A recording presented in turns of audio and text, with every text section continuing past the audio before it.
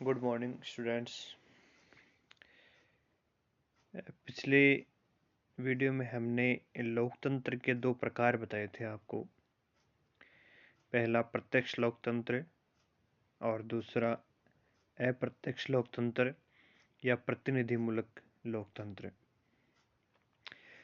प्रत्यक्ष लोकतंत्र में ये बताया था कि जनता प्रत्यक्ष रूप से शासन कार्यों में भाग लेती है और प्रत्यक्ष लोकतंत्र प्राचीन एथेंस और प्राचीन रोम के कुछ नगर राज्यों में पाया जाता था और वर्तमान में स्विट्जरलैंड के 5 कैंटन में प्रत्यक्ष लोकतंत्र पाया जाता है।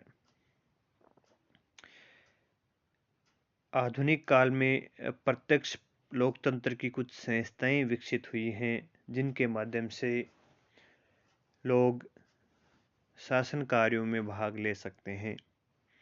तो ये संस्थाएं निम्न हैं: उपक्रम, इनिशिएटिव, जनमत संग्रह, रेफरेंडम, लोक निर्णय, प्लेबिसाइट और प्रत्यावर्तन, रिकॉल। तो आइए देखते हैं प्रत्यक्ष प्रजातंत्र के साधन क्या क्या हैं, इनमें क्या क्या होता है और किस तरह जनता शासन कार्यों में सहभागिता निभाती है।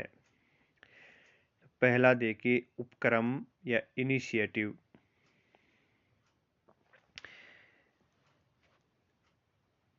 जो प्रतिनिधि लोकतंत्र है उसमें यह व्यवस्था कि स्वयं मतदाता किसी कानून या संविधान संशोधन का प्रारूप तैयार करके उसे विधानमंडल के पास विचार और मतदान के लिए भेज सकते हैं।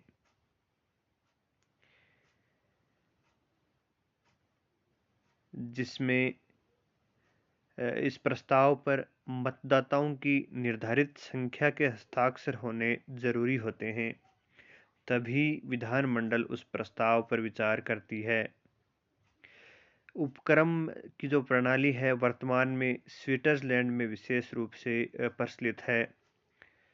वहाँ अगर 1 लाख मतदाता किसी कानून के प्रस्ताव पर हस्ताक्षर करके विधायिका के पास भेज देते हैं तो विधायिका उस प्रस्ताव पर कानून तैयार कर सकती है।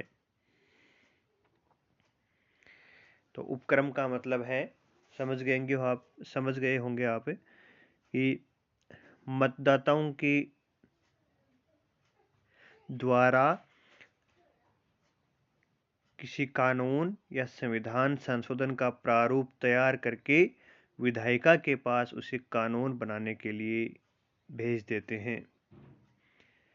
इसको उपक्रम या इनिशिएटिव कहते हैं। दूसरा देखिए, जनमत संग्रह या रेफरेंडम।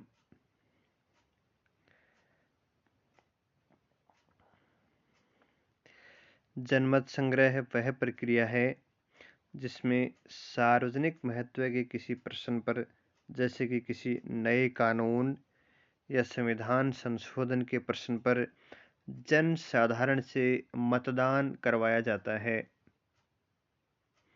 या किसी विधायिका द्वारा पारित किसी महत्वपूर्ण विधेयक को अंतिम पुष्टि के लिए मतदाताओं के सम्मुख रखा जाता है। मतदाताओं की राय ली जाती है जिसको हम जनमत संग्रह कहते हैं, और यदि मतदाताओं का बहुमत उसे स्वीकार कर लेता है तो वह कानून बन जाता है।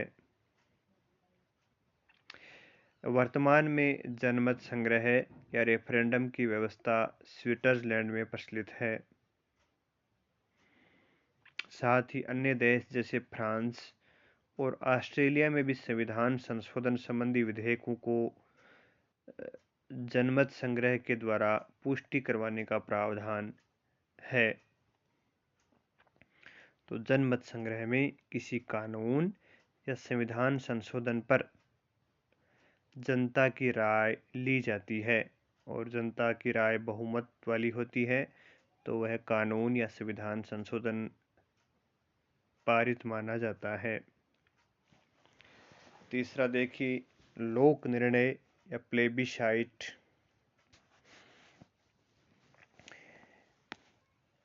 इसे जनमत संग्रह के लगभग समान ही माना जाता है।